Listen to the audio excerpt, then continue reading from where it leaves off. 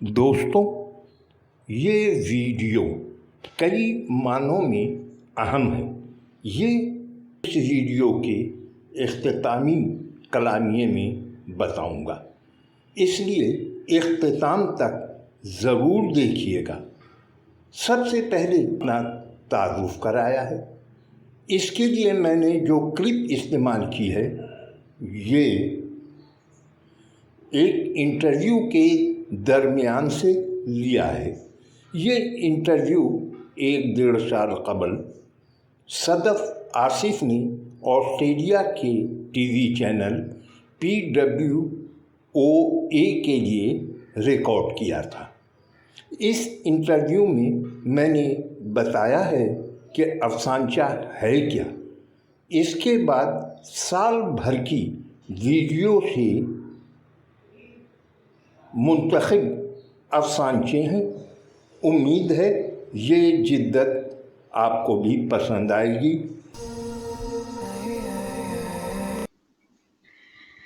सही।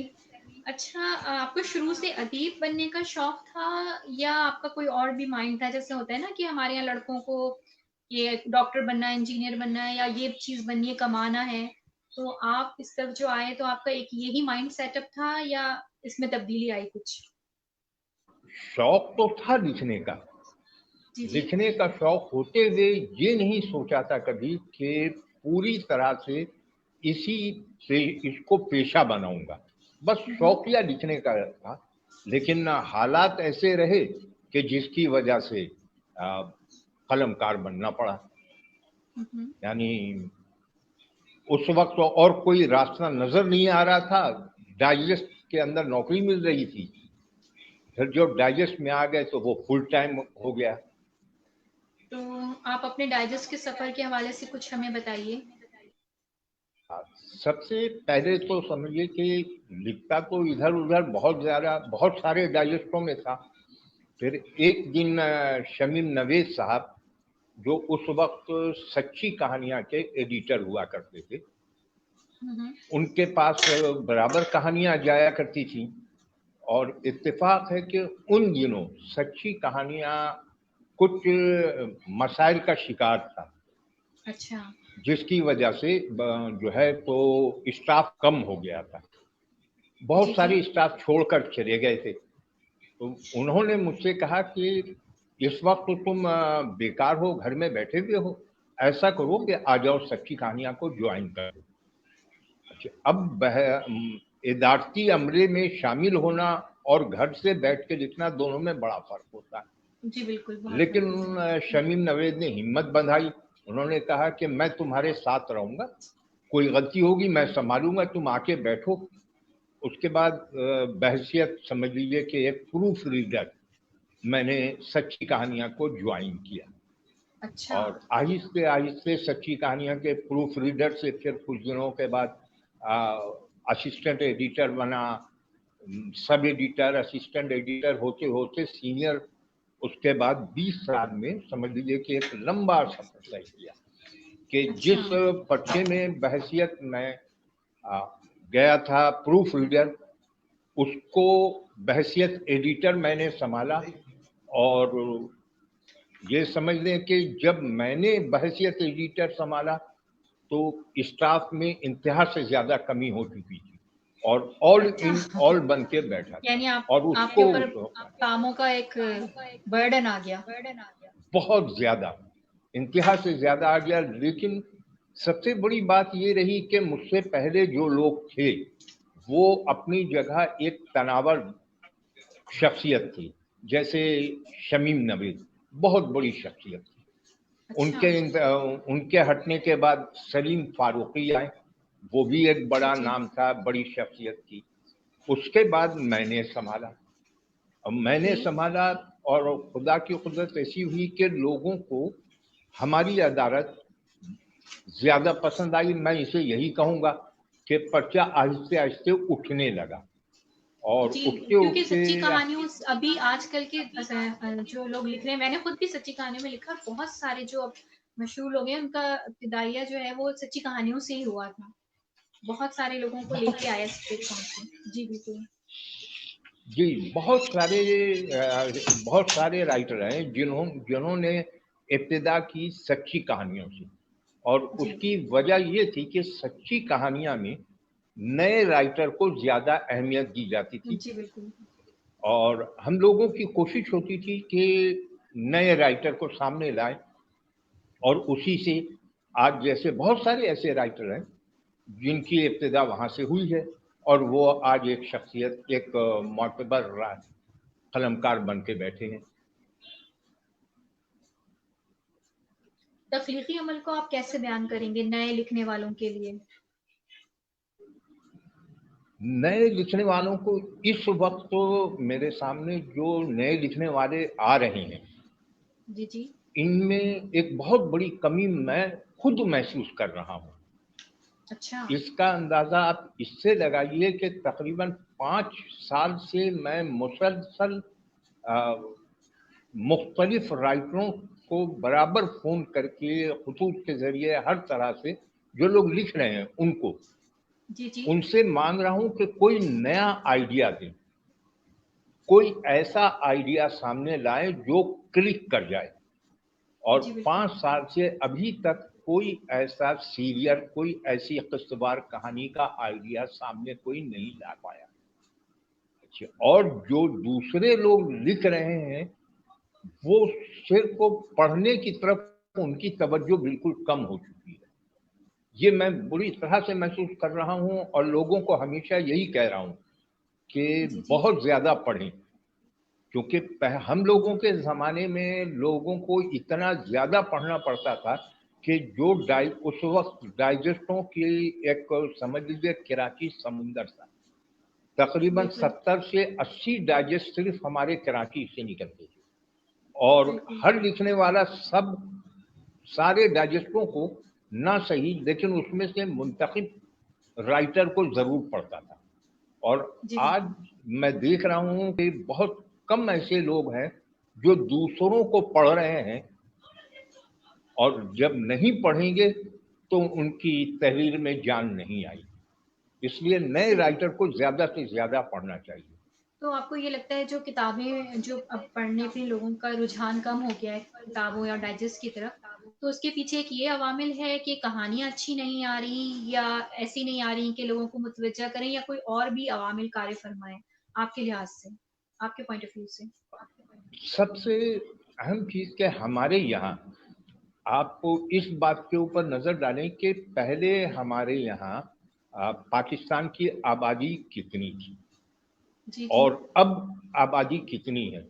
इन दोनों चीज को मिलाकर आप जब देखेंगे तो पढ़ने का जो रेशियो पहले था, अगर 7 लाख की आबादी हमारी, 7 करोड़ आबादी हमारी पाकिस्तान की थी उस वक्त, 71 जी से जी। पहले, अगर 7 करोड़ थी तो आज वो 14 करोड़ बनी। उस वक्त जो पढ़ने वालों का जो रेशियो था, उसको आप डबल करने के अगर देखेंगी तो वो बात नहीं बन पाई। हम्म। यानी अगर उस वक्त 2 लाख लोग पढ़ रहे थे तो आज होना चाहिए 21 लाख। 2 लाख पढ़ने वालों को 21 में आना चाहिए था, लेकिन नहीं आए। और उसकी सबसे बड़ी वजह यही रही कि हमारे यहाँ आ, कुतुब बीनी की तरफ कभी सही मानों में तवज्जो नहीं दी गई। जी जी इसके लिए बिल्कुल। हम लोगों ने बहुत सारे फर्दन फर्दन कदम भी उठाए। जैसे एक बार मैंने और बहुत 2-3 दोस्तों ने मिलके एक कुतुब बीनी के लिए बहुत आ, कोशिश की कि लोगों को घर घर जाके किताब दें। और अच्छा। लेकिन पढ़ने का रुझान नहीं बढ़ने की एक सबसे बड़ी वजह यह है कि हम अपने बच्चों को पढ़ाई की तरफ ले नहीं जा रहे हैं। बच्चा अभी 2 साल का भी नहीं हुआ, उसके हाथ में हम मोबाइल दे दे रहे हैं, जी वो ऑटोमेटिक बिल्कुल। कार्टून की तरफ चला जा रहा है।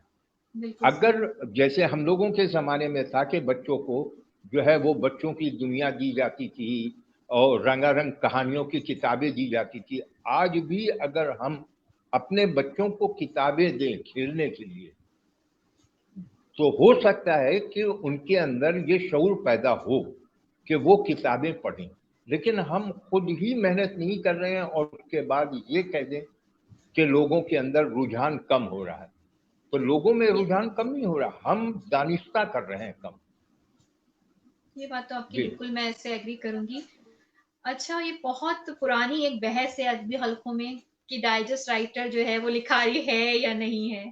तो आप क्या कहते हैं, ये क्यों ये बहस आपको पता है हमेशा से चल रही है कि डाइजेस्ट राइटर को जो है अदबी लिखारी का जो है वो नहीं दिया जाता है। तो आप इस बारे में क्या कहेंगे, क्योंकि आप इस शोबे से वाबस्ता हैं, तो इस हवाले से मैं आपके से सुनना चाहूंगी। सबसे बड़ी बात आप ये देखें, आप तो यानी यूरोपियन कंट्री में बैठी हैं, आप वहाँ देख रही हैं कि वहाँ कोई भी आपको ऐसा फर्क नजर नहीं आ रहा होगा कि अगाथा क्रिस्टी का जो मुकाम है वो उसका अपनी जगह वो भी राइटर कहला रही है, और बिल्कुल। शेक्सपियर है वो भी राइटर कहला रहा है। तो हर राइटर जो भी कलम थामा उसने वो कलमकार है। और बिल्कुल। अगर उसको फिर आप कहें कि ये जो है तो नीचे ये छोटा कलमकार है ये बड़ा कलमकार है, ये तो आप कह सकते हैं, लेकिन ये नहीं कह सकते कि ये कलमकार ही नहीं, जी लिखता जी सब अपने दिमाग से।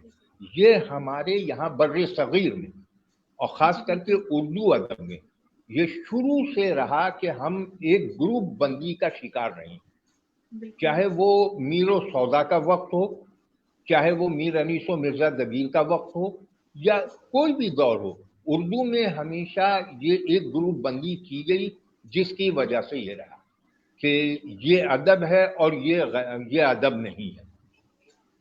अब आप हाँ, देखिए कि इब्ने सफ़ी जितना ज्यादा पढ़ा गया बहुत बहुत उतना बिल्कुल कोई भी समझ लीजिए कि नोवेल निगार नहीं पढ़ा। बिल्कुल बिल्कुल। लेकिन फिर भी इब्न सफ़ी को कहा गया कि ये सिर्री अदब लिखने वाले हैं, ये ये इनकी बिल्कुल काबिज जो है अदब से बाहर है। बिल्कुल। तो बस वो एक ग्रुप बंदी की बात होती है और कोई खास बात नहीं, वरना तो फिर लिखते सारे राइटर बराबर होते हैं। राइटर या तो होता है या या नहीं नहीं हो, होता। बिल्कुल सही हाँ, बात है। क्योंकि अच्छा अगर कोशिश करें कि हम राइटर बन जाए तो कोई नहीं बन सकता है। बिल्कुल सही बात है। तो फिर इसका मतलब है कि मुताले के फ़रोग में डाइजेस्ट का जो है वो आपके लिहाज से उसकी खिदमात हैं और उसका एक अहम मुकाम है। आप क्या समझते हैं इस बारे में? बिल्कुल, डाइजेस्ट के लिहाज से समझिए कि मुताला बढ़ाने में डाइजेस्ट का बहुत बड़ा किरदार रहा है। अब आप इससे समझ लें कि जब हमारे कराची से जी जी 80 से तकरीबन 70 से 90 तक डाइजेस्ट कराची से निकल रहे थे, तो ये बिक रहे थे। और आज भी आप देखें तो सिर्फ कराची से बड़े बड़े जो अदारे मैं बता रहा हूँ, इससे आप देखिए कि कितना निकल रहा है। ख्वातीन डाइजेस्ट वालों के यहाँ से 4 पर्चे निकलते हैं। और आपकी और बात इंटरप्ट करूंगी कि आप ये देखिए उन्हीं डाइजेस्ट में छपने वाली कहानियां और नॉवेल्स जो हैं आजकल ड्रामाई शक्ल में इतने ज्यादा पसंद किए जाते हैं। हर मीडिया जो है उनका फोकस होता है कि वो उनकी कहानियों को लें। आपने भी इस हवाले से कुछ काम किया है मीडिया पे स्क्रिप्ट राइटिंग के हवाले से, तो वो भी हम आपसे सुनेंगे आपकी जबानी। जी तो वही मैं उसी पॉइंट की तरफ आ रहा था कि ये सिर्फ जो है एक किस्म से आप ये समझ लें कि रुझान पढ़ने का कम हुआ है, लेकिन उतना नहीं जितना हवा बनाकर दिखाया जा रहा है। पेश अब किया आप जाता यही है। देख लेना कि मैंने एक छोटी सी बात बताई, ख्वातीन वालों के 4 पर्चे निकल रहे हैं, और बिल्कुल हमारे यहाँ से 4 पर्चे, जासूसी वालों के 4 पर्चे निकल रहे हैं, बिल्कुल। सच्ची कहानियां वालों के 2 पर्चे निकल रहे हैं, 8 और 2 10 ये हो गए। नए आंचल। उफक वालों के हाँ जी। हाँ, आंचल और हिजाब और नए उफक ये 3 निकल रहे हैं। ये निकल रहे हैं, जी बिल्कुल। तो 10 3 13 ये हो गए। उसके बाद छोटे छोटे रीदा डाइजेस्ट, ये डाइजेस्ट वो डाइजेस्ट भी मजीद निकल रहे हैं, यानी कुल बिल्कुल 15 डाइजेस्ट। अब ये 15 डाइजेस्ट, हर डाइजेस्ट का जो अपना एक सर्कल है, समझिए जी कि कोई भी कम से कम भी अगर छप रहा है तो वो 50,000, बिल्कुल बड़े दोनों हमारे और ख्वातीन वालों के जो भी बिल्कुल। डाइजेस्ट है वो 50,000 छप रहा है। तो 4 के मतलब हुआ कि 2 लाख, यानी हमारा सस्पेंस जो है वो 50 से बहुत ऊपर है, लेकिन मैंने चारों का कंपैरिजन किया 50-50 करके, तो 4 लाख ये 2 लाख तो सिर्फ समझिए कि हमारे यहाँ से निकला, 2 लाख ख्वातीन वालों के यहाँ से ये 4 लाख पर्चा निकला। एक पर्चे को कम से कम 4 आदमी पढ़ता है। जी बिल्कुल। अगर एक आदमी कोई एक पर्चा खरीदता है तो वो 4 आदमी पढ़ता है घर में जाने के बाद, तो वो 4 लाख को आप 4 से ज़रब दीजिए, 16 लाख हो गए। तो 16 लाख रीडर है ना अभी, बस ये फर्क है। लेकिन एक ये है कि कुछ कम हुआ है, ये हम लोग भी मानते हैं, क्योंकि हमारा सस्पेंस एक वक्त जो था वो 1.5 लाख से ऊपर जाके 2 लाख को छू रहा था, जो अब आहिस्ते आहिस्ते घटता जा रहा है। और उसमें इस वक्त जो सबसे ज्यादा झटका हम लोगों को पड़ा है वो कोरोना ने, और हाँ, ये तो है। उससे भी ज्यादा झटका कोरोना के ये दिया कुछ इसे कह लें कि अफवाहों ने, लोगों ने अफवाह फैला दी कि डाइजेस्ट के अंदर जो है कोरोना आ रहा है। अच्छा, ऐसा भी हुआ है? हाँ, ऐसा लोगों ने बाज़ाब्ते फेसबुक पे मैंने पोस्ट देखी कि डाइजेस्ट और अखबार को खरीदने के पहले आप धूप में रखिए, वरना कोरोना आप तक पहुंच जाएगा। तो इससे एक गांव के आदमी जो है, हमारा ज्यादा रीडर जो है उर्दू पढ़ने वाला, डाइजेस्ट पढ़ने वाला, एक बड़ा हल्का जो है वो है गांव देहात, खास करके पंजाब का देही इलाका। बिल्कुल बिल्कुल। पंजाब के देही इलाके में पढ़ा जाता है। अब देही इलाके के लोग वो जब सुनेंगे कि कोरोना जो है वो डाइजेस्ट से सफर करता हुआ कराची से आ रहा है, तो उसके क्या गुजरेगी उसके, जी, सैनिटाइज भी नहीं कर सकते। और ऐसा हुआ है बेहिसाब लोगों ने। ये अब भी कराची में मैंने कई लोगों को देखा कि अखबार उनके यहाँ आया, उन्होंने कहा बेटा धूप में रख दो अखबार को और उसके बाद लाए। तो इसका भी असर पड़ा हम लोगों पे। और जो डाइजेस्ट या दूसरी चीजें जो लोग पढ़ते हैं इंटरटेनमेंट के लिए, अब इंटरटेनमेंट के जराए बहुत हो गए, वक्त गुजारी के लिए बहुत सारे हैं। कुछ लोग टीवी पे हैं, कुछ लोग जो है वो मुख्तलिफ चैनल्स को इस्तेमाल करते हैं। हाँ, ये कोई व्हाट्सएप में लगे हैं, कोई तरह तरह की चीजें हैं, वो एक अलग रियायत है। उसका भी असर पड़ा है क्योंकि पढ़ने का उनके पास वो नहीं है, और वो चीजें उन्हें मुफ्त में मिल रही है, डाइजेस्ट खरीद के लेना पड़ रहा है। हाँ, इसका भी असर आया है। लेकिन उम्मीद हम लोगों को कभी है कि ये एक थोड़ा सा जो अभी पाकिस्तान के लिहाज से ये एक कुछ दिनों का मामला है, फिर उसके बाद वो कुतुबबीनी का दौर फिर आएगा इंशाल्लाह। हाँ। बिल्कुल। अच्छा, आपकी कौन कौन से नावल को किताबी शक्ल दी गई है? आप इस बारे में कुछ दिखाकर अपनी बुक दिखाना चाहें या बताना चाहें तो हमारे नाजरीन को। मेरे जितने भी नॉवेल्स आए तकरीबन 32 से ज्यादा, और वो मेरे पास खुद रिकॉर्ड में नहीं है। बस ये समझ लें कि मैं ये बता दूं कि मुझे सबसे ज्यादा जो पसंद आया, सबसे पहला नॉवेल जो हमारा आया था वो था ये गाजी। ये तो आपका किस्सावार था, आई थिंक सिलसिलेवार नॉवेल था ना?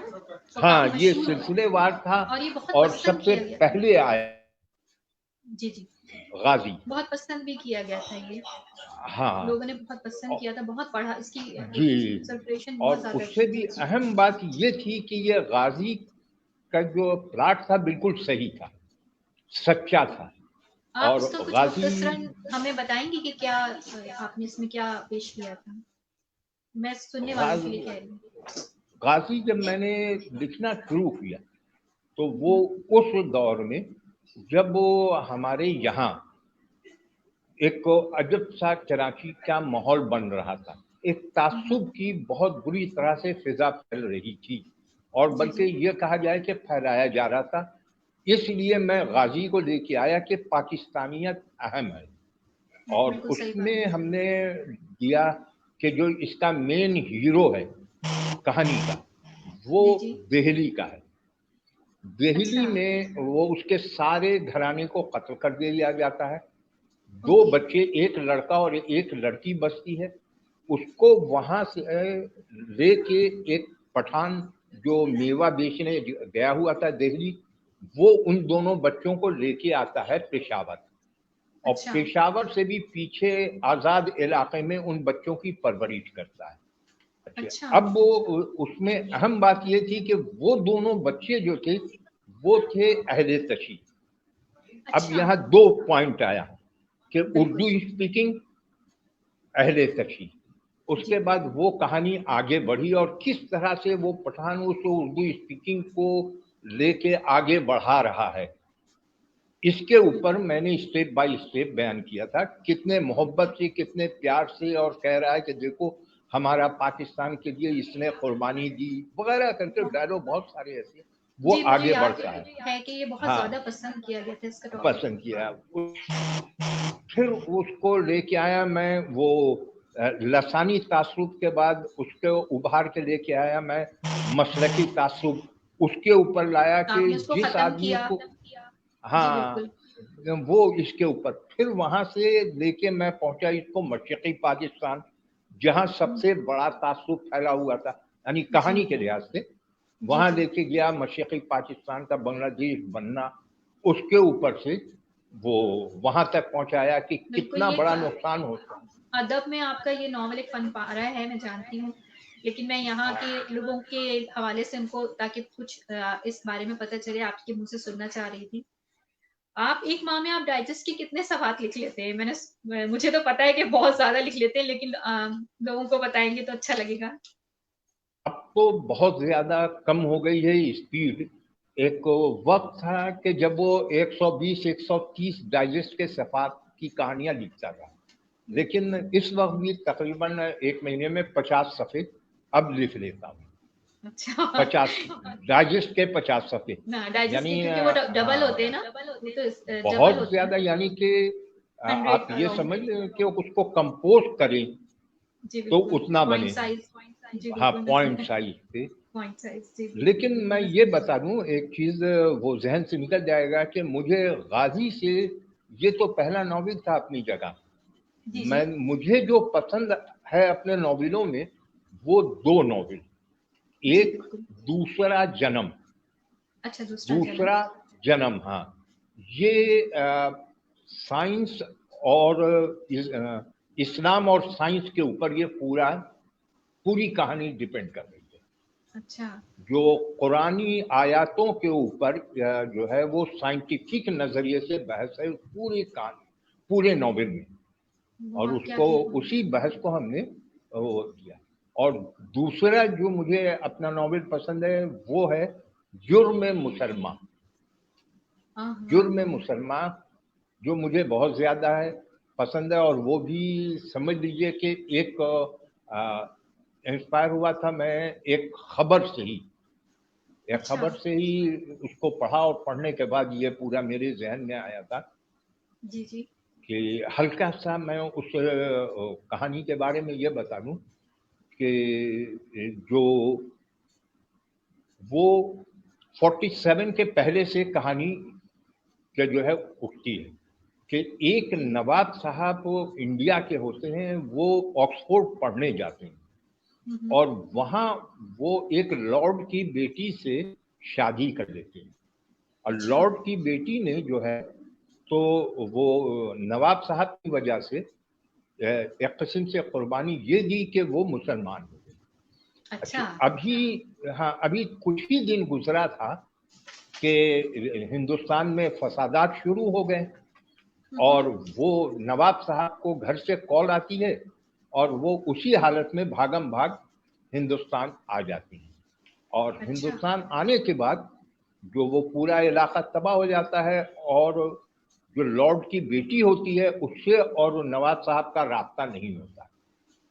وہاں وہ لڑکی جو ہے اپنے باپ کا گھر چھوڑ کر یہ نواب صاحب کے ایک دوست کے پاس آ جاتی ہے اور اس کو بتاتی ہے کہ دیکھو نواب کا تو کوئی خبر نہیں مل رہی ہے، لیکن میں اس کی امانت کو سنبھالے ہوا ہوں इसलिए मैं वहां नहीं, तुम अपने घर में जगह दे दो, क्योंकि वहां अगर रहूंगी तो हो सकता है कि उसकी अमानत का रुख किसी और जानिब मोड़ ले।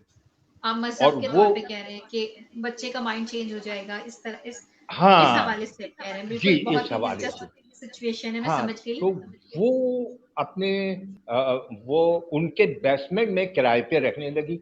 एक लॉर्ड की बेटी थी और उसने बाप का सब कुछ ठुकरा दिया और खुद नौकरी करके वो बेसमेंट का किराया देती, बच्चे की परवरिश करती। परवरिश, बहुत ही बच्चा दिलचस्प आहिस्ते दिलचस्प आहिस्ते किरदार बड़ा निभा होता रही हैं। गया जी, बच्चा बड़ा होता गया। जब वो जवान हुआ तब उसे खबर मिलती है कि मेरा बाप जिंदा है और पाकिस्तान में है। अच्छा, फिर वो वो अब अपने, इंडिया पाकिस्तान हाँ अलग हो गए। जी जी। हाँ, इंडिया पाकिस्तान अलग, इसी में तो वो नवाज साहब से जो है तो राब्ता खत्म हो गया, क्योंकि वो हाँ, पूरा मशरक़ी पंजाब का जो है तो वो एक तहोबाला हो गए, सारे लोग बिल्कुल। तबाह बर्बाद हो गए, तो वो सब पाकिस्तान। तो वो लड़का ढूंढता हुआ अपने बाप को आता है पाकिस्तान, अच्छा, और पाकिस्तान आने के बाद यहाँ बहुत सारे मसाइब का होता है, तरह तरह से होते हुए बाप ने जो है तो फिर वो बताता है कि क्यों नहीं हुआ, मैं तुम्हारी माँ के पास या तुम लोगों के पास क्यों नहीं गया, क्योंकि मेरी जायदाद बिल्कुल खत्म हो चुकी, मैं फकीर बन चुका था, मेरे पास इतने पैसे नहीं थे कि खाना खा सकूं, तो मैं तुम लोगों से राब्ता कैसे करता, और वो इतने बड़े बाप की बेटी, उसके मैं किस तरह से करता। अब हालात ऐसे गुजरते रहे, फिर मैंने अपनी एक कजन जिसके भी सब लोग मारे गए थे उससे शादी कर दी, और उसके बाद उसके भी अब जो है उसके बाप के भी बच्चे हैं, वो अपने बाप से भी उससे मिलाता है। सर ये कहानी बहुत वो बहुत इस पे दिलचस्प चलती मोड़ है है इस कहानी तरह के। तरह से, हाँ, बिल्कुल। मोड़ में। आप मुझे एक चीज आखिरी और मोड़, पूछनी थी। जी जी, आप बोलिए, अपनी बात मुकम्मल कीजिए, फिर मैं हाँ, पूछूंगी आपसे। कि आखिरी मोड़ कहानी का ये होता है कि बाप फिर इसको खुद कहता है कि तुम यहाँ से वापस चले जाओ, यहाँ के माहौल में अच्छा। तुम सेट नहीं कर सकोगे, इसलिए कि हाँ। तुम्हारा माँ ने उसके जहन को बिल्कुल ट्रू इस्लामिक वे पे ले गई। हाँ, खुद हाँ। मुसलमान ना होते हुए भी उसने ये कहा कि ये नवाब की अमानत है, एक मुसलमान का बच्चा है, इसलिए इसको सही मानों में मुसलमान होना चाहिए, और तुम यहाँ पे जो है यहाँ के माहौल में एडजस्ट नहीं हो सकोगे। वो लड़का जब यहाँ से वापस जाने लगता है तो अपने साथ जो है वो कुरान का एक वो लेता है, नुस्खा। और वापस जैसे ही पहुंचता है, पहुंचने के बाद वहां पे जैसे ही उतरता है लंदन यानी अपने मुल्क के एयरपोर्ट पे, इसके जब वो तलाशी ली जाने लगती है, इसके उससे जो है वो बैग से निकलता है कुरान पाक और मट्टी, क्योंकि ये वतन की मट्टी लेके गया था, कुरान पाक और मट्टी। फौरन इसको क्या है कि ये तुम्हारा नाम ये है, तुम्हारा ताल्लुक यह है, और तुम्हारे इसमें कुरान आ रहा है और आ रहे हो पाकिस्तान, इसलिए चलो तुम। अच्छा। बात समझ गई, हाँ। भले कि जरूर तुम इसके ऊपर सही। है कि जुर्म है मुसलमान, तो वो कहता है क्या मुसलमान होना वाला, मुसलमान होना जुर्म है, इसी हाँ, पे हाँ। पूरी कहानी है। अब वो मुझे अच्छा, बहुत बहुत पसंद बहुत दिलचस्प कहानी है है जी। आपकी। मुझे आपसे ये पूछना था कि सरगुज़िश्त में जो है आप लोगों ने काफी फिल्मी बीतियां अदाकारों की भी हैं, तो आपने भी उस हवाले से कुछ काम किया, उससे आप लोगों की मुलाकातें हुई जो अब दुनिया में भी नहीं है, और कुछ शायरों की भी जो आपके दोस्त रहे हैं और अब बहुत उस्ताद का दर्जा रखते हैं, कुछ एक दो उनके हवाले से हमें बताइए। असल में ये सरगुज़िश्त में बहैसियत मैं मुदीर काम करता रहा, और मुझसे पहले दूसरे भी मुदीर रहे, और ये सारा कुछ समझिए कि सरगुज़िश्त एक बिल्कुल अलग अंदाज का पर्चा शुरू से रहा। ये मेराज रसूल साहब जो इसके मालिक थे, जी उनका एक ख्वाब था कि जी। हम एक ऐसा पर्चा लाएं सामने जैसा कि रीडर डाइजेस्ट है, और हम्म। उससे भी हम एक स्टेप आगे जाके दिखाएं। उसके बाद उन्होंने सरगुज़िश्त लाया, और सरगुज़िश्त के अंदर हर चीज बिल्कुल अलग रखी कि बिल्कुल सारी मुनफरिद था, चीजें, मुनफरिद हाँ, रही। जी हर चीज सच हो, ट्रू स्टोरी हो, तो इसके लिए उन्होंने रखा कि किसी एक शायर, अदीब या किसी एक बड़े आदमी की समाने हयात पहली कहानी होगी, किसी आदमी की समाने हयात। लेकिन वो समाने हयात, वो उसकी बायोग्राफी जो होगी वो होगी बिल्कुल कहानी के अंदाज में। अब इससे आप समझ लें कि मैंने अपने कई एक लोगों की कहानियां लिखी, उनमें से कई एक बड़े बड़े नाम हैं जिन्होंने कहानी पढ़ने के बाद कहा कि भाई बिरगामी, तुमने तो बिल्कुल मुझे अपनी कहानी खुद पढ़ने पे मजबूर कर दिया कि मैं कुछ नाम पढ़ते हुए आप ये बताइए, सोच रहा हमारे हूँ। साथ कुछ नाम शेयर कीजिए आप हाँ, उनके बारे कि में। मैं सोच रहा हूँ कि ये तो बिल्कुल मेरी कहानी जैसी कहानी है, यानी बिल्कुल कहानी के अंदाज में हम लोग चला करते थे। अच्छी, इसमें इब्तिदा में रखा गया, इस काम का बीड़ा दिया गया साजिद अमजद साहब। साजिद अमजद साहब जो है वो उर्दू के प्रोफेसर थे, इसलिए उनको कहा गया कि आप लिखिए, बजाय ये इधर उधर की कहानी, उसकी जगह पे आप शायरों अदीबों की कहानी लिखिए, और आप जब कहानी लिख लेंगे उसके बाद एडिटर उसको जो है तो मजीद एडिट करके सही शक्ल दे देगा। तो तकरीबन 22 साल तक तो साजिद अमजद ने लिखा, और अब साजिद अमजद साहब जो है वो थक गए, तो उसकी जगह पे हमने एक नई लड़की को सामने लाया है, जोया एजाज। वो अब लिख रही है, और उम्मीद है कि एक वक्त ये भी उसी तरह से साजिद अमजद की तरह से एक कर जाए।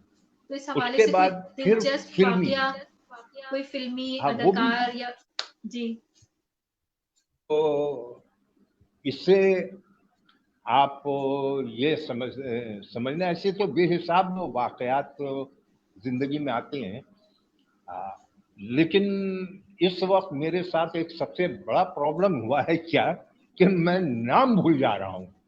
अच्छा।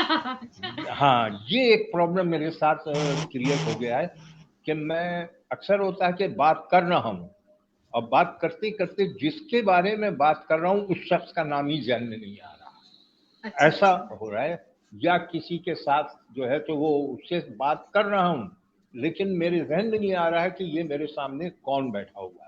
क्योंकि आपकी जो फिल्मी थी उसमें मैंने पढ़ा था, वहीद मुराद साहब के बारे में बहुत दिलचस्प बातें थी, नदीम साहब के बारे में, मोहम्मद अली साहब के बारे में, ज़ेबा, ऑलमोस्ट आप लोगों ने तमाम जो हमारे पुराने मगर जो स्टार्स है ना, उनके हवाले से बड़ी अच्छी उनकी जो है ना आप बीतियां बयान की थी। तो इस हवाले से कोई अगर आप बताना चाहें। कि अब जिस तरह से अदब के लिए साजिद अमजद को दे दिया गया एक टास्क, उसी तरह से फिल्मी अदाकारों पे लिखने के लिए टास्क दिया गया जो फिल्मी दुनिया में भी एक बड़ा नाम था, और ऐसे भी अली सुफियान आफाकी।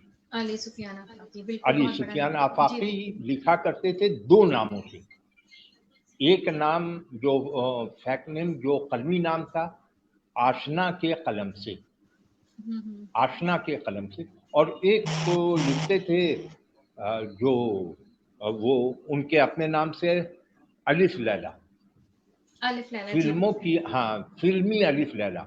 अच्छी, इस बात का भी, इसका भी नाम जो है मिराज रसूल साहब ने खुद दिया था, और उन्होंने जाके लाहौर जाके अली सुफियान आफाकी से कहा कि मैं चाहता हूं कि आप डाइजेस्ट के लिए भी लिखें।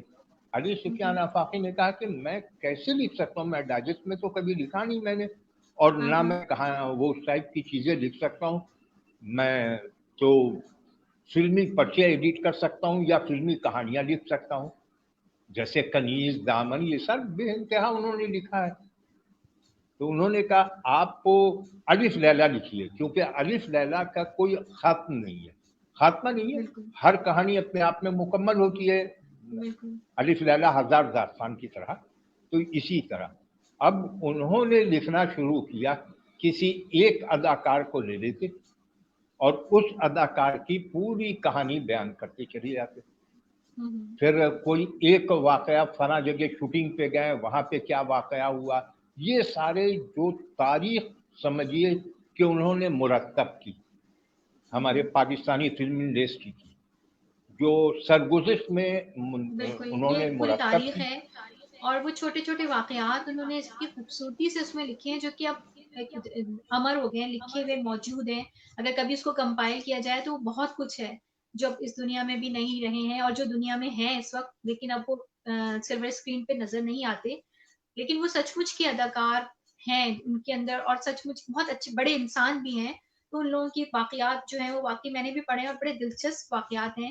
اس کا کریڈٹ بے شک بالکل جاتا ہے آپ لوگوں کو کہ آپ لوگوں نے ایک نئی چیز کو انٹروڈیوس کروایا. آپ نے کا یوٹیوب چینل ہے افسانچوں کا، آپ نے نیا شروع کیا ہے نئے لوگوں کے لیے. پہلے تو مجھے مختصراً افسانچے کی تھوڑی سی ٹیکنیک بتائیے لوگوں کے لیے کہ افسانچہ کیا ہوتا ہے. لوگوں کو افسانے ناول کا تو پتا ہے، یہ افسانچہ کیا ہوتا ہے؟ ہاں، اب آپ یوں سمجھ لیں کہ داستان جب سکڑا تو وہ اس نے کہانی کی شکل اختیار کی. ہمارے یہاں جو ہے تو عربی سے فارسی سے جو چیز آئی وہ داستان آئی. پھر اس داستان کے اوپر جو ہے مغربی ادب کا ہلکا سا اثر پڑا تو وہ کہانی بنا. پھر کہانی سے ایک اور شکل اختیار کی، افسانہ بنا. مختصر ہوا، کہانی مختصر ہو کے افسانہ بنی، اور افسانہ مزید سکڑا تو وہ افسانچہ بنا.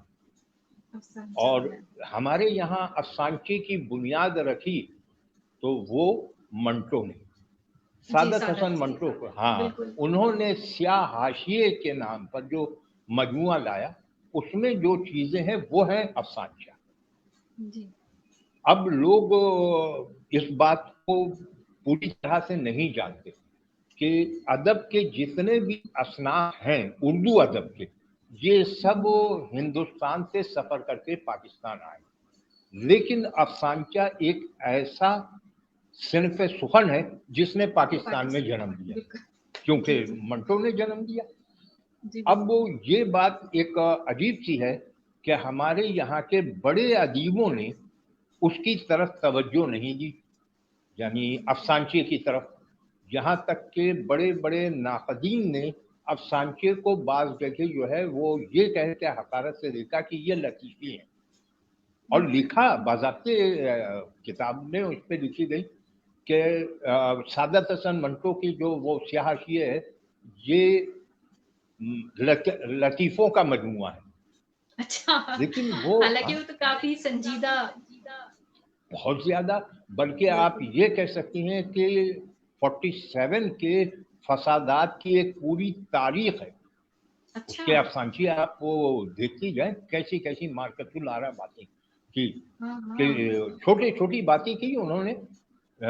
ایک افسانچہ اس وقت میرے ذہن میں آ گیا کہ وہ گاڑی کو جو ہے بلوائیوں نے روکا اور ایک مخصوص فرقے کے لوگوں کو نیچے اتار کے جو ہے ذبح کیا. اس کے بعد ان کا لیڈر ٹرین میں چڑھا، سب سے ہاتھ جوڑ کے کہتا ہے کہ ہم آپ لوگوں سے معافی مانگتے ہیں، ہمیں ٹرین کے آنے کی خبر بعد میں پڑی تھی، اس لیے جو ہو سکا ہم آپ کے لیے یہ سیوا ستکار کے لیے حاضر ہے. یہ صرف کچوری اور حلوہ ہے، بس آپ سے اسی کی تواضع کرتے ہیں. چھوٹا سا لیکن کتنی بڑی بات اس کے اندر کہتے چلے گئے منٹو. تو لیکن پھر ہوا کیا، جو بڑے افسانچہ نگاروں نے، اب بڑے افسانہ نگاروں نے افسانچے کی طرف توجہ نہیں دی، جس کی وجہ سے لوگوں نے افسانچے کو مختلف شکلیں دی.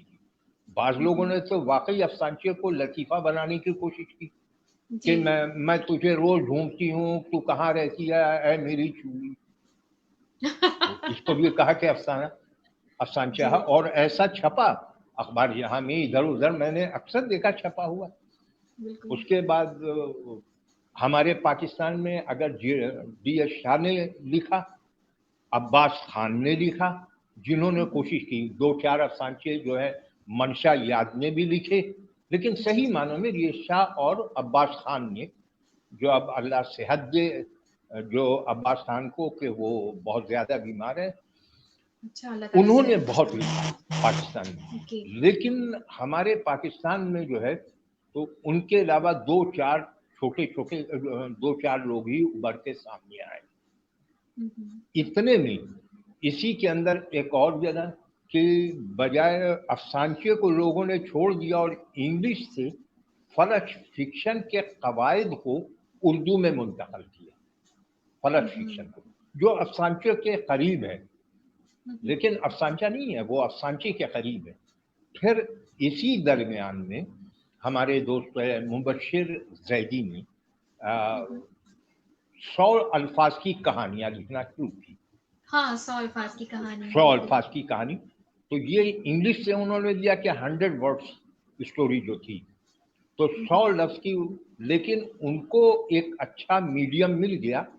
وہ میڈیم ملا یہ کہ جنگ نے پہلے صفحے پہ اس کو چھاپنا شروع کیا۔ ہاں جنگ نے، بالکل جی، جب پہلے صفحے پہ کوئی چیز ہاں جنگ میں چھپے گی تو زیادہ مقبول ہوگی، لوگوں نے پسند کیا۔ مبشر زیدی پڑھنا خود بھی شروع بہت کیا، اچھا اور لکھنے نہیں بھی جو والا ہے۔ پڑھنے والے تھے ہاں انہوں نے بھی پڑھنا شروع کر دیا۔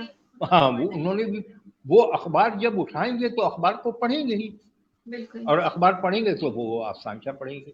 تو اس طرح سے بھی افسانچہ جو ہے وہ 100 لفظوں کی کہانی کے ذریعے افسانچہ سامنے آیا، لیکن وہ بھی 100 الفاظ کی ٹیکنیک نہیں ہے۔ افسانچے کی ٹیکنیک وہی ہے جو افسانے کی ہے، ایک پلاٹ ہو، اس کا ایک ابتدائیہ ہو اور ایک اختتام ہو۔ اور لیکن افسانچے میں ایک اہم بات یہ ہوتی ہے کہ افسانچہ ختم ہونے کے بعد بھی ختم نہیں ہوتا ہے، ایک سوال چھوڑ جاتا ہے کہ وہ آدمی سوچتا رہتا ہے کہ ایسا ہوا۔ جیسے میں نے وہ بتایا نا کہ وہ ہاتھ جوڑ کے اس نے کہا کہ میں آپ کے سیوا کے لیے یہی حلوہ پوری لا سکا ہوں، پہلے اگر معلوم ہوتا تو اور چیزیں لاتا۔ تو یہ ضروری ہے کہ آدمی اختتام میں چونک جائے، چونک گیا وہ افسانچہ بہت پسند کیا جاتا ہے۔ آپ کے یوٹیوب جی، چینل کا نام افسانچے کی دنیا ہے میرے خیال میں، دنیائے افسانچہ، سوری دنیا افسانچہ، ہاں، میں نے تھوڑا طویل کر دیا، میں دنیائے نے اس کو کھینچ افسانچہ۔ دیا۔ ہمارے پاس بس تھوڑا سا ٹائم رہ گیا ہے، تو آپ ہمیں آخر میں کوئی اگر دلچسپ سا واقعہ یا ادب کے حوالے سے لوگوں کو کچھ پیغام جو آپ کو لگے وہ آپ ہمیں دے سکتے ہیں،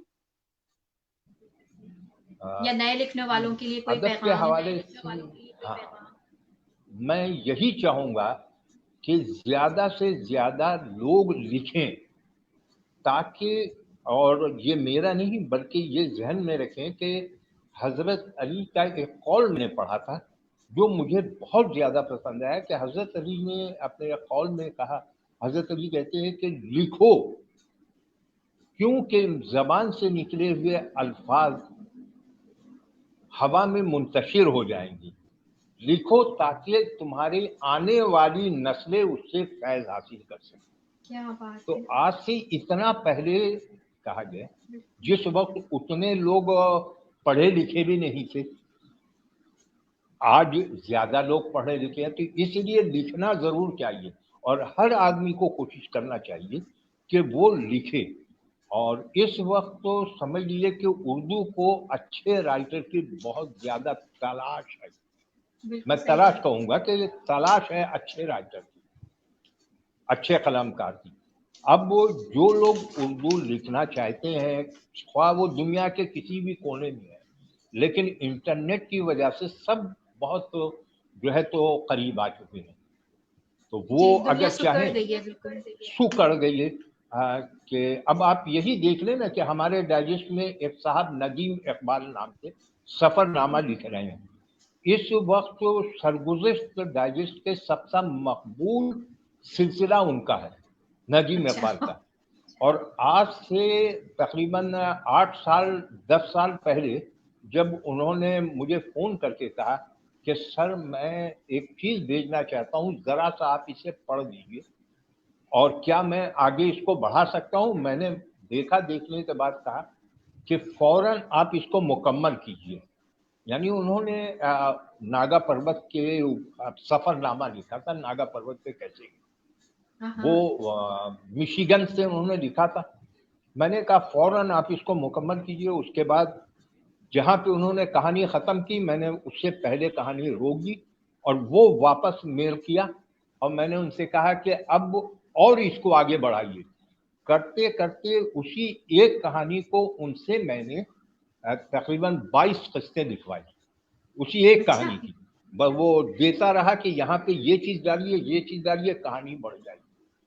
उसके बाद इस वक्त समझ लीजिए कि वो जब सवालों का जवाब दे रहे थे, यानी अक्सर वो अपनी ईमेल पे यही कहते कि बिलग्रामी साहब, आपके यहाँ लिखने से पहले मैं सिर्फ खत लिखा करता था, मैंने कहानी कभी लिखी नहीं, और आपने मुझे कहानी लिखी है। और इस वक्त तो उनका जो है सफरनामा, वो नागा पर्वत का उकाब चला, वो खत्म हुआ, उसके बाद शमशाल से टोरंटो खत्म हुआ, उसके बाद फिर आजकल वो और दूसरा भी चल रहा है। तो वो यानी ये समझिए कि एक सफर पहला पहला इस वक्त उनका चल रहा है। सबसे हमारे यहाँ ज्यादा पढ़े जाने वाले राइटर हैं, और सिर्फ उन्होंने ये चीज जो है 10 साल में 10 साल क्या पहले बात वो सिर्फ खत लिखते थे, और आज इतने बड़े राइटर हैं। क्या बात तो है। बाकी जो मुझसे मदद होगी, जो लिखना चाहते हैं किसी किस्म की भी, वो मुझसे ताउन चाहेंगे, चाहे वो दुनिया के किसी कोने में भी बैठे हैं, वो ईमेल पे मुझे राब्ता करके मुझे कह सकते हैं, मैं तो आपको उनको। आपको लगता है सोशल मीडिया ने भी बहुत सारे जो हैं वो लिखने वालों को जन्म दिया है? और आप इस हवाले से 2-3 जुमले अगर कहना चाहें, क्योंकि बहुत सारे लोग आपको सोशल मीडिया पे भी देखते हैं और हम खुद भी अब उसका एक ऐसा हिस्सा बन चुके हैं जो उससे अलग होना मुश्किल लगता है। लेकिन एक चीज मैं यहाँ पे ये भी कहूंगा कि हुँ, सोशल मीडिया की वजह से बहुत सारे अच्छे राइटर बिगड़ गए, यानी अच्छा। उनके अंदर टैलेंट, हाँ उनके अंदर टैलेंट था, वो लिख सकते थे, लेकिन हुआ ये कि उनको सही राह नहीं नजर आई। उन्होंने जो कुछ लिखा उसमें जो गलतियां थी, अच्छा अब आम आदमी के समझ में नहीं आ सकता है। जैसे अब इस वक्त मैं एक छोटा सा लफ्ज बता रहा हूँ, वजी। जी। एक साहब ने एक जुमला देख रहा था कि मेरा शहर बहुत वजी है, उन्होंने लिखा सही। वजी है, अब वो छपा। अब जबकि ये जहन में रखा जाए कि वजी लफ्ज सिर्फ मर्द के हुस्न के मर्द लिए की इस्तेमाल खूबसूरती होता के लिए, जी बिल्कुल। है। हाँ, औरत के लिए भी आप वजी नहीं इस्तेमाल करेंगे, चल जाएंगे, लेकिन वो इस्तेमाल नहीं होगा, सही नहीं होगा, गलतुलाम है। इसी तरह से तो अब उस बेचारे को मालूम ही नहीं कि कौन सा लफ्ज कहाँ इस्तेमाल करना चाहिए। उसने जो लिखा पढ़ने वाला भी वैसे ही था। पहले तो वो था कि पहले इससे आप समझ लीजिए कि आबे हयात उर्दू की जो मशहूर तारीख उर्दू की, अदब उर्दू, जी बिल्कुल। उसमें मैंने एक वाकया पढ़ा कि मीर अनीस जो है, तो मिंबर पे बैठे हुए मरसिया पढ़ रहे हैं, हुँ, हुँ। एक लफ्ज उन्होंने पढ़ा कि काने नबी के गौहर यकता हुसैन है। नीचे से एक साहब ने कहा, वाह नौज बिल्ला, क्या कह दिया। मीर अनीस को एहसास हुआ कि ये क्या कहा हमने। उन्होंने फौरन मिसरे को मिंबर पे बदला, जी। मिंबर पे बदला और कहा बहरे नबी के गौहरे यकता। उन्होंने कहा अस्तगफिरुल्लाह। फिर उनको एहसास हुआ कि फिर हमने गलत कहा। यानी 4 बार आबे हयात में लिखते हैं कि 4 बार मिसरा बदला। तो वो लोग थे पढ़ने वाले, अब वो लोग थे समझने वाले। सही। आज ना कोई समझने वाला, खास करके सोशल मीडिया पे। मैंने ऐसी ऐसी देखी है चीजें सोशल मीडिया पे जो बिल्कुल छपने के लायक नहीं है, आइडिया तक बिल्कुल वाहियात है, लेकिन उसको कम से कम 100 शेयर बने हुए हैं, हजार उस पर लाइक आ रहे हैं। और तो इससे हुआ क्या कि जो वो था उसके अंदर, जो राइटर के अंदर जो डेप्थ था वो खत्म हो गया, उसको सोचने का मौका नहीं मिला। एक गाइडेंस की ज्यादा जरूरत होती है, जब तक बिल्कुल, कि उस्ताद कुछ बताए नहीं, नहीं सीख बिल्कुल। सकता। आप सही कह रहे तो हैं। मैं यही कहूंगा, जिसको अच्छा लिखना लिख है पहले अपने किसी उस्ताद को पकड़े, उसके बाद। इसका मतलब है कि अच्छा लिखने के लिए आपको बहुत ज़्यादा अच्छा पढ़ना भी चाहिए।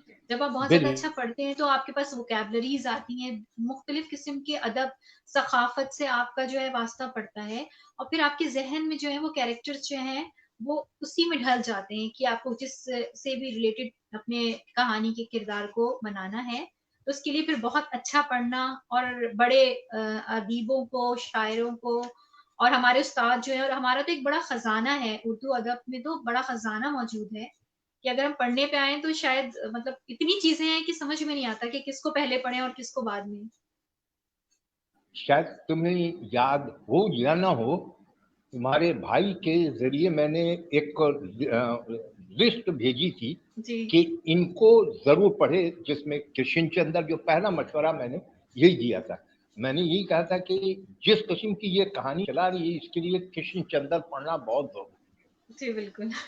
ہاں، اور آج بھی لوگوں کو یہی مشورہ میں دیتا ہوں کہ کرشن چندر کو پڑھے، اس کے بعد مزید آگے بڑھے تو عصمت چغتائی کو پڑھے، اس سے مزید آگے بڑھے، اس طرح سے ایک کے بعد ہر جو رائٹر ہے اس کے جملوں کی بنت کو دیکھے، کہانی کو نہیں، کیسے اس نے جملے بنے ہیں، جو جملے کو اس نے کیسے آگے بڑھایا ہے وہ دیکھے، اور تمثیل کیسے دی ہے۔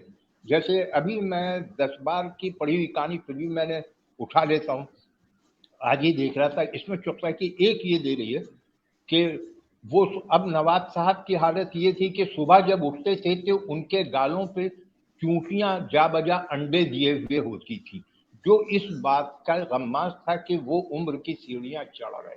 کتنا خوبصورت انداز انہوں نے بتا دیا، چونٹیاں انڈے دے رہی ہیں یعنی کہ سفید بال جو ہے وہ نکل رہا ہے۔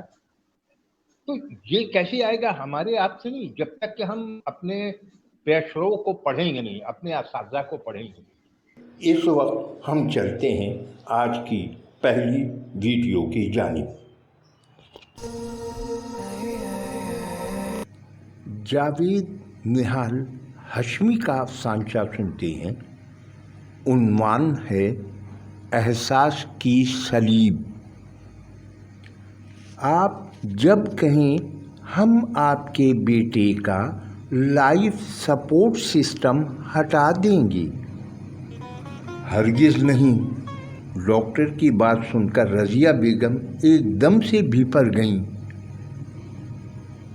ہمیں میڈیکل سائنس سے زیادہ اوپر والے پہ بھروسہ ہے۔ مہینوں کوما میں رہنے کے بعد ہم نے لوگوں کو زندگی کی طرف لوٹتے دیکھا ہے۔ اور ہاں، اپنے بل کی فکر نہ کریں، اب تک کے اخراجات میں نے اپنے زیورات بیچ کر ادا کر دیے ہیں۔ کل اپنا مکان بھی گروی رکھ دوں گی۔ ہمارا اکلوتا بیٹا ہماری زندگی ہے۔ نوجوان ڈاکٹر سکتے کے عالم میں نڈھال رضیہ بیگم کو دیکھتا رہ گیا، جو مسلسل وظائف پڑھ کر وینٹیلیٹر پر پڑے بیٹے کے بے سدھ جسم پر پھونکے جا رہی تھی۔ اس نے ان کے شوہر سلمان میاں کو ایک طرف لے جا کر ایک فارم ہاتھ میں تھماتے ہوئے ملتجانہ لہجے میں سرگوشی کی، میری بات مانیں، کل اس پر دستخط کر کے لائیں اور خاموشی سے لائف سپورٹ ہٹوا لیں تاکہ آپ کا مکان بچ سکے اور میری ملازمت اور خدا پر آپ کا بھروسہ بھی۔ سلمان میاں نے حیرت سے ڈاکٹر کو دیکھا۔ آپ کا بیٹا 2 ہفتے قبل مر چکا ہے۔ ہی از برین ڈیڈ۔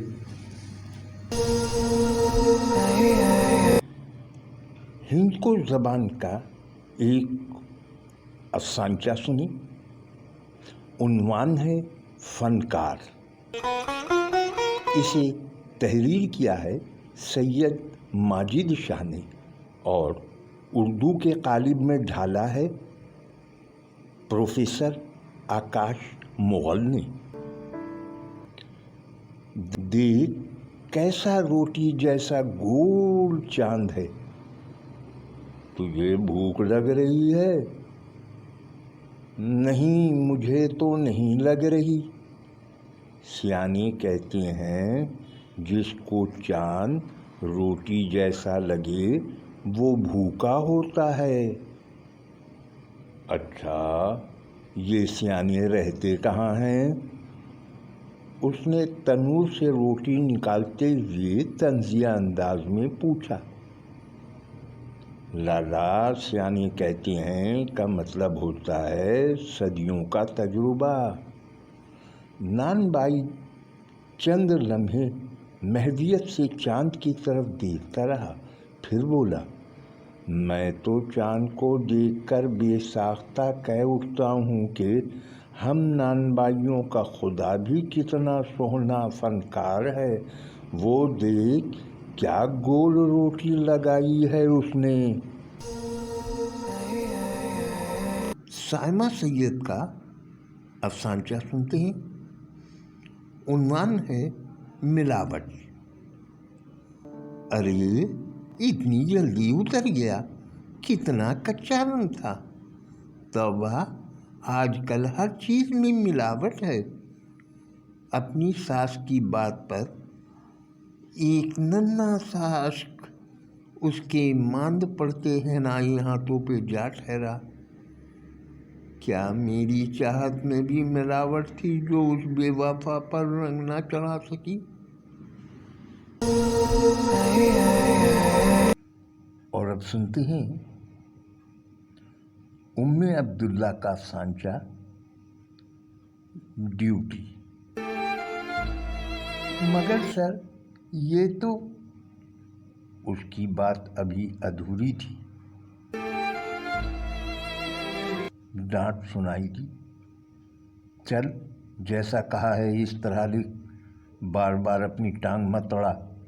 نامعلوم گاڑی کی ٹکر سے نامعلوم شخص ہلاک، نامعلوم ملزمان کے خلاف مقدمہ درج۔ ٹھیک ہے سر، ایسے ہی لکھ دیتا ہوں۔